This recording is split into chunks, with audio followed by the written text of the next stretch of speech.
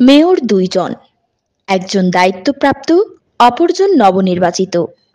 দায়িত্বপ্রাপ্ত মেয়র আরিফুল হক চৌধুরীর মেয়াদ আছে আরও প্রায় ৩.৫ মাস, আর নবনির্বাচিত মেয়র আনোয়ারুজ্জামান চৌধুরী দায়িত্ব নেবেন ৭ নভেম্বর। সিলেট সিটি কর্পোরেশনের ২ মেয়র থাকলেও নগর বেহাল। অনেকটা অভিভাবকহীনভাবে চলছে সিলেট নগরী। উন্নয়ন তদারকি ও নাগরিক দুর্ভোগ নিরসনের চেয়ে দলীয় রাজনীতি নিয়েই বেশি ব্যস্ত হয়ে পড়েছেন আরিফুল হক চৌধুরী। ফলে নগর জুড়ে সৃষ্টি হয়েছে বিশৃঙ্খল অবস্থা। এতে বেড়েই চলেছে জনদুর্ভোগ। সিলেট নগরীর যানজট নিরসনে আরিফুল হক চৌধুরীর নেয়া বেশ কিছু উদ্যোগ নগরবাসীর কাছে প্রশংসিত হয়েছিল।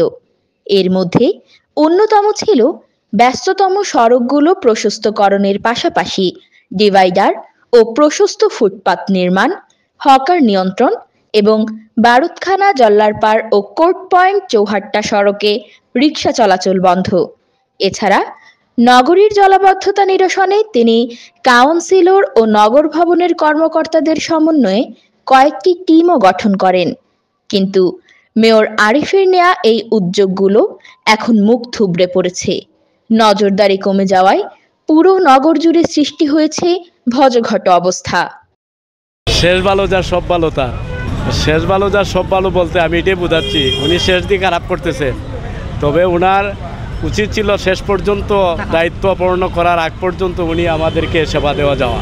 ২ জন মেয়র আছে, কিন্তু দায়িত্ব না পাওয়ার কারণে উনি ওনার দায়িত্ব নিচ্ছেন না, আর উনি বলতেছেন উনি আইসা এটা করবেন। এটা হলো একের ভিতরে ৫, না হলে কিছুই নাই, শূন্য মনে হচ্ছে। আর আমরা খুবই বিভ্রান্তিতে আছি নগরবাসী। সিলেট সিটি কর্পোরেশন নির্বাচনের তফসিল ঘোষণার আগের দিন লন্ডনে যান আরিফুল হক চৌধুরী। তারেক রহমানের সাথে বৈঠকও করেন। নির্বাচন নিয়ে আরিফের সিদ্ধান্ত জানতে নগরবাসী অপেক্ষায় ছিলেন তাঁর। গত ১৬ এপ্রিল তিনি দেশে ফিরেন।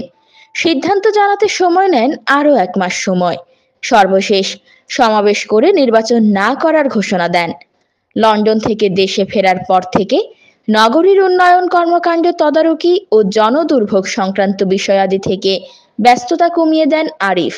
নগর ভবনের চেয়ে দলীয় রাজনীতিকে বেশি গুরুত্ব দিতে থাকেন তিনি। ফলে অভিভাবক শূন্য হয়ে পড়ে সিলেট।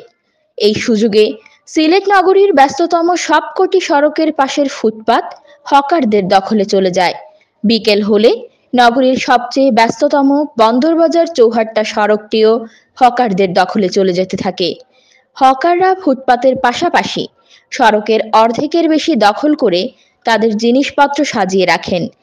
একই অবস্থা আম্বরখানা, মদিনা মার্কেট, রিকাবি বাজার, শিবগঞ্জ সহ ব্যস্ততম সকল সড়কে। এছাড়া আগে যেসব সড়ক দিয়ে রিক্সা চলাচল বন্ধ ছিল সেগুলো উন্মুক্ত হয়ে যায়। আগে নগরীর কোর্ট পয়েন্ট, জিন্দাবাজার, জল্লারপাড়, বারুদখানা, তাঁতিপাড়া ও চৌহাট্টায় সিটি কর্পোরেশনের কর্মীরা রিক্সা আটকানোর কাজ করতেন। কিন্তু আরিফুল হক চৌধুরী ১৬ এপ্রিল লন্ডন থেকে ফেরার পর থেকে ওইসব স্থান থেকে সিটি কর্পোরেশনের কর্মীদের প্রত্যাহার করে নেওয়া হয়। ফলে এসব রাস্তা দিয়ে অবাধে রিক্সা চলাচল শুরু হয়। রাস্তা ও ফুটপাতে হকার এবং রিক্সার দৌরাত্ম্যের কারণে নগর জুড়ে প্রতিদিন দীর্ঘ যানজটের সৃষ্টি হচ্ছে। ওনার কাজ কিন্তু নভেম্বরে ছাড়া আগের দিন পর্যন্ত ওনার দায়িত্ব পালন করতে হবে, কিন্তু এখন জানি না কী কারণে এই দায়িত্বটা অবহেলা হচ্ছে।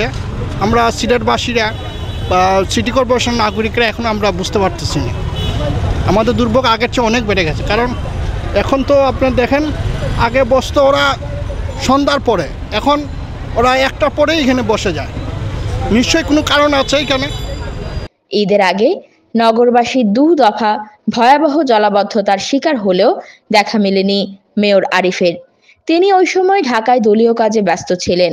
আগে নগর ভবনের ব্যস্ততা ও উন্নয়ন কাজ তদারকির অজুহাত দেখিয়ে দলীয় রাজনীতি থেকে সরে আসার চেষ্টা করতেন আরিফ। আর নির্বাচনের পর থেকে তিনি চলছেন উল্টো। বেশিরভাগ সময়ই তিনি রাজনীতি নিয়ে ঢাকা ও সিলেটে ব্যস্ত সময় পার করছেন। ফলে নগর ভবনেও যাচ্ছেন না নিয়মিত। সিলেট নগরীর বিশৃঙ্খল অবস্থা প্রসঙ্গে মেয়র আরিফুল হক চৌধুরীর সাথে যোগাযোগ করা হলে তিনি জানান, দলীয় সভা নিয়ে তিনি ঢাকায় ব্যস্ত আছেন, তবে জনদুর্ভোগ নিয়ে অমনোযোগিতার কথাও অস্বীকার করেন তিনি। এদিকে আগামী ৭ নভেম্বর দায়িত্ব নেবেন নবনির্বাচিত মেয়র আনোয়ারুজ্জামান চৌধুরী। ৩ জুলাই শপথ নিলেও বর্তমান পরিষদের মেয়াদ থাকায় তিনি দায়িত্ব নিতে পারছেন না। তবে দায়িত্ব নেয়ার পরই একটি সুশৃঙ্খল ও পরিকল্পিত নগরী গড়তে পরিকল্পনা তৈরির কথা জানিয়েছেন আনোয়ারুজ্জামান চৌধুরী।